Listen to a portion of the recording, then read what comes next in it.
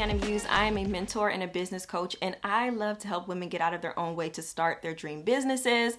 I have been in entrepreneurship for almost a decade now, and I'm really passionate about helping women to see just how amazing their potential is and all of the things that God places inside of you, how you are able to take those things and take that idea, make it a reality.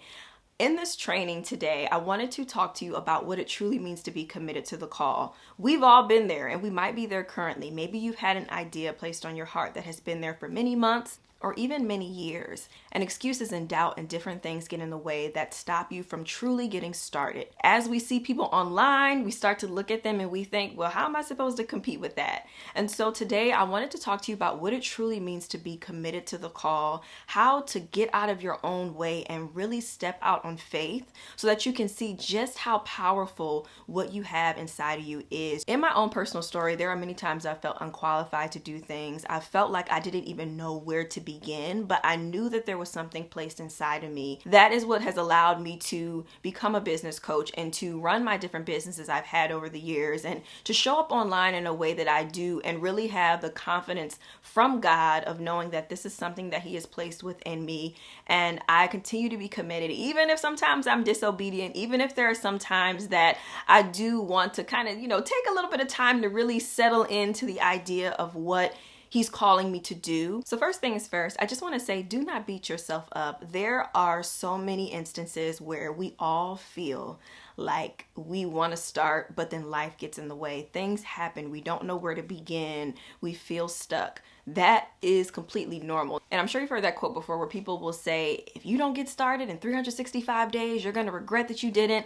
I don't want this to be that truth for you. I want in 365 days for you to look back at yourself today and feel so proud of what you have accomplished and the things that you were able to finally do. If we look at Romans 11:29 through 32, it says, "For the gifts and the calling of God are irrevocable. For just as you were at one time disobedient to God, but now have received mercy because of their disobedience, so they too have now been disobedient in order that by mercy shown to you, they also may now receive mercy. For God has consigned all to disobedience, that He may have mercy on all." So basically that means that God will not change His mind about you. All of the things that He is calling you to do, even if you feel scared, even if you feel unsure or how to even take those first steps, you just have to remember that God is always going to be there. He's always there for you. It is a gift that He's given to you, and it's not something that is going to be taken away. And I think that that's important to remember, is not to feel the guilt that may come up for you of the fact that maybe you haven't gotten started. He's still giving you grace and new mercy every single day, and there is always an opportunity for you to start fresh, for you to start over, for you to begin again. So although you may have felt held back in the past, just know that the time is now. You can still do this. So my first question for you is, why not you?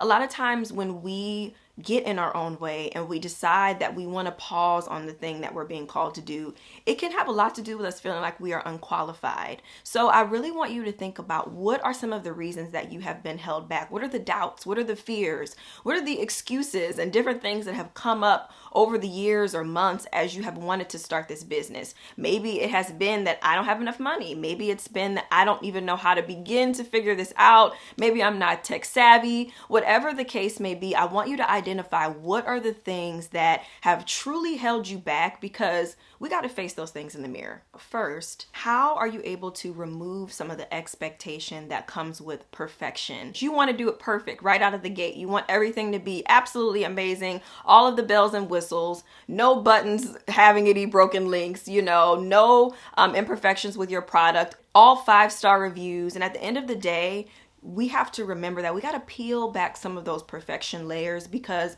there is always going to be room for mistakes and lessons and things to be learned. But if we allow ourselves to believe that if I can't do this perfectly, then I can't do it at all, we're doing ourselves a disservice, but we are also doing a disservice to the people that we are assigned to. It's important to remember that when something is placed on your heart, not only is it something that can, of course, benefit you, but think about the person that is waiting for your product or your service. You could be the person to unlock their potential, get them to their next step, allow them to see something that maybe they've never seen done before. You could be that person. And even if you may be feeling like someone over here has done it so much better than you, you have to remember that you have your unique assignment and you have your very specific people that you are assigned to help. And so there's somebody out there that is waiting on you to share your story, your message, to show up, to do all of the things that you have been pausing on. Someone is waiting on that. And so if you allow perfection to continue to get in the way, they'll never get to receive that from you. And so how can we remove the expectations from perfection? So the first thing you want to do in order to do that is to remove this idea that everything has to happen in a specific order, or that it has to happen the way that you envisioned it. When we can kind of take off those rose-colored glasses and really see life for what it is and the process for what it is, sometimes things are just not going to go as we planned or as we thought. And it's important to also remember that there's always going to be lessons along the way, but those lessons are what are going to give you the wisdom that you need. They're going to be the testimony that you'll be able to share, and they will only make you a better entrepreneur as you continue to go along in your journey. But everyone has had a day one. Everyone has gone through those challenges and moments where they wanted to stop. I know I have. And one of the biggest things that I look back on in my decade of being in entrepreneurship is I look at all of the things that I've overcome. And even if I felt in the moment, this is it, or I felt like I had failed, I always had a bigger lesson that I learned, and I'm so grateful for that. There's never been an instance where I haven't been. And so I encourage you to really lean into those lessons and the mistakes and the things that you don't know, because they are what are going to build you up and make you a better business owner and a daughter of God in the end. And then lastly, another way to rip off the perfection is to rip the Band-Aid off, announce it, claim it, say those things. Say, I am launching this business in the spring. I am going to be selling out of this. I'm going to host my first conference. I'm going to write this book. I'm going to create this product that I've always wanted to create. I'm going to help this group of people that I've been assigned to. This is your time to claim it, share it with people. One of the things that I always do is kind of just this invisible accountability for myself is I love to announce things and talk about it slightly a little bit prematurely depending on what it is. And this just gives me that little extra oomph that I need in order to continue on. So if you have a platform of any kind, even if it is of personal people, share that, claim it for yourself. Put it in your journal, pray about it to God, and really see what ways He's going to be able to move in your life once you truly decide that, okay, this is my portion, I'm going to take it, and I'm going to do everything I need to do with it. And then another thing about when we think of why not you is really think about your why. And I love to do a two-part why. So the first part of the why is, why do you do it for you? You, your household, your generations that are to come. Why do you do it for the people in your life, right? But also, why do you do it as the second part for them, your audience, your customers, your clients? Why are you doing it for them? And in what ways will this business help those two sides of the coin? Because when we get stuck, when we feel like things are falling apart or we need to pivot or life is happening, that why is what is going to pull us back. The why is something that really comes from the heart, and it is truly the thing that God gives you as you go through this process. And sometimes you may not even know what the why is right in the beginning, but as you go and you see the accomplishments that you've made, you see the lives that you've been able to impact, you start to understand that this is so much bigger than yourself. And it's not in a way to scare you or, make you feel like this is something that's just too much, but it's a way to share with you again that you have a gift and you are so special and you are so needed. And this is exactly the thing that you are meant to do, that you are here to do. And so that why is what can help you to get through those moments when you want to give up and when you want to get back in your own way. Have your why. Why do you do it for yourself? Why do you do it for your customers? Another thing that is important to really note about this is that you will not have all of the answers. And this is really diving even into a bit more of that perfection. When we decide that we want to step out on faith and we really want to commit to what we're doing, we have to also commit to the fact that we are not going to know everything. Matthew 7 verses 7 through 8 says, "Ask and it will be given to you. Seek and you will find. Knock and the door will be opened to you. For everyone who asks receives. He who seeks finds. And to him who knocks, the door will be opened." This is telling us that no matter what, God is going to be there for us. He is going to walk us through this process. As long as you are continuing to seek and to find your answers, you will get the answers you need in order to move forward in the process. And it may not be this whole manual of how to do everything, right?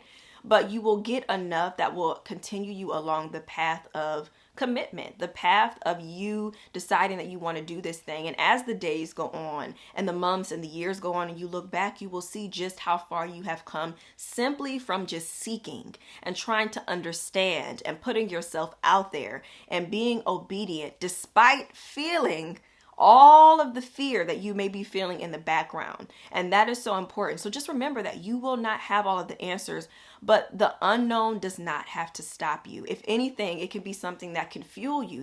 Get your curiosity going of really wanting to figure out how you can truly crack this code in how to start the business of your dreams. I've coached hundreds of women over the years, and this is a really big thing for a lot of people, and even sometimes why they've come to me is because they feel like they are stuck. At a certain point, they no longer understand what's the next step. There's too many conflicting opinions and things out there, and that can be a challenge of how to find the answers that they're looking for. And so really, I encourage you to find the thing that you need in order to get the answers. Find the one place that is really resonating with you. Find the one person that is really resonating with you and use that to see you through in different seasons. With us having such a big internet age right now, having so many things at our fingertips, it can be very easy to feel overwhelmed because there's so many answers to our questions.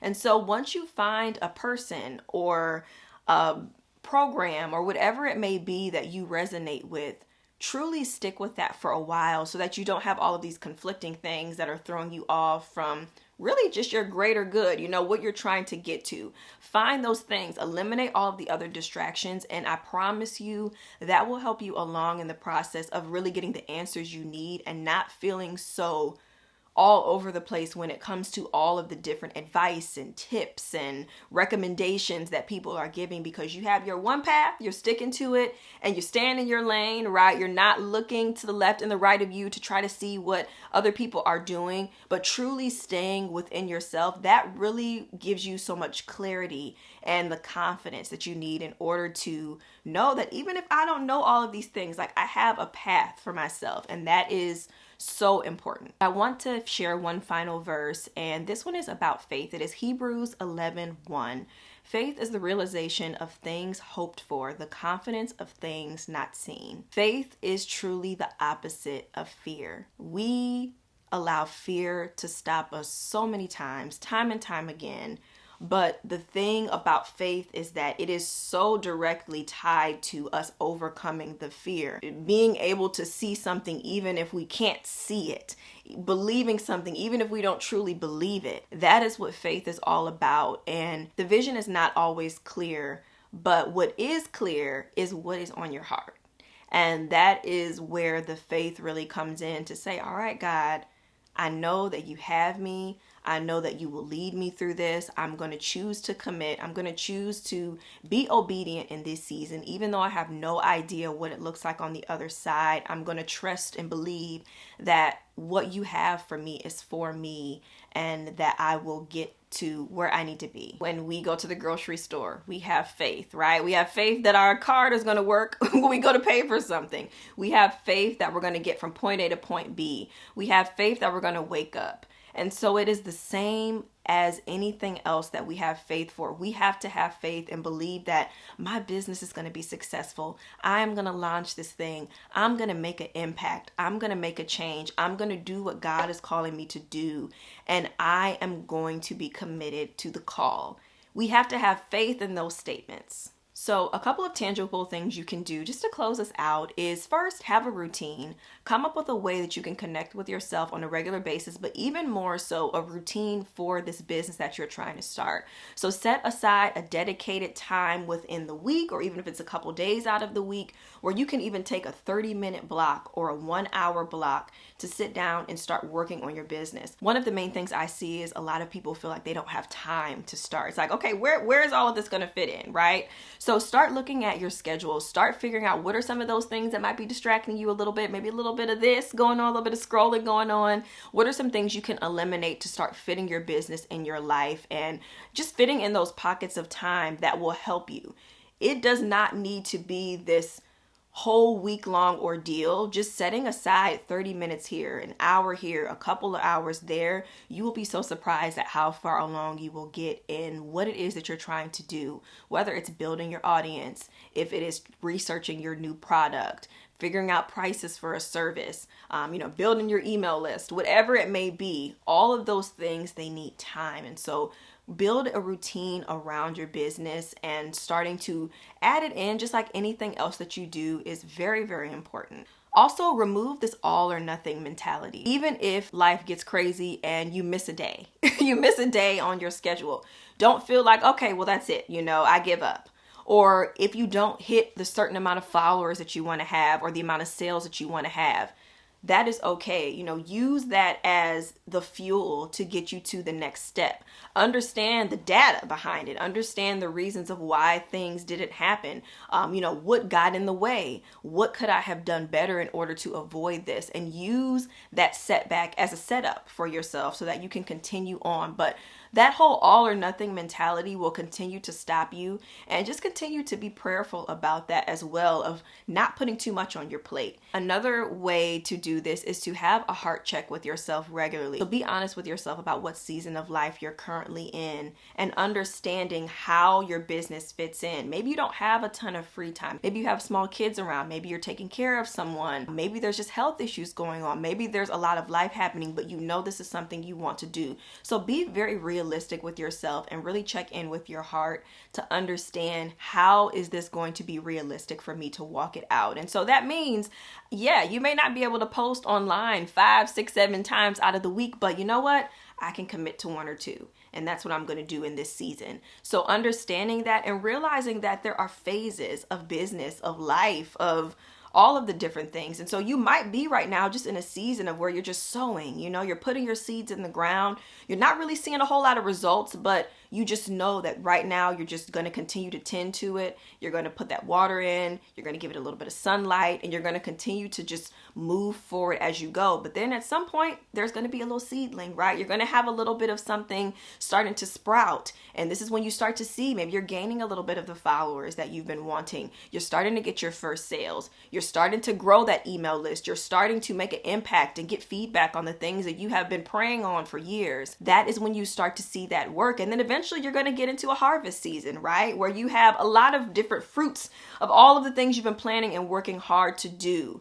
But the whole point of this is, be realistic with yourself. So don't put 100 seeds out there if you know you cannot maintain a garden that big. Just put 1 or 2 seeds out there. Start small.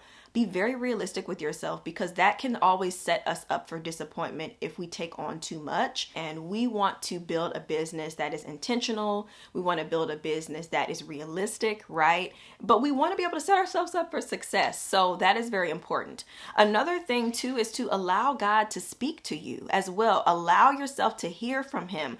Go on prayer walks, fast, pray, journal, connect with Him.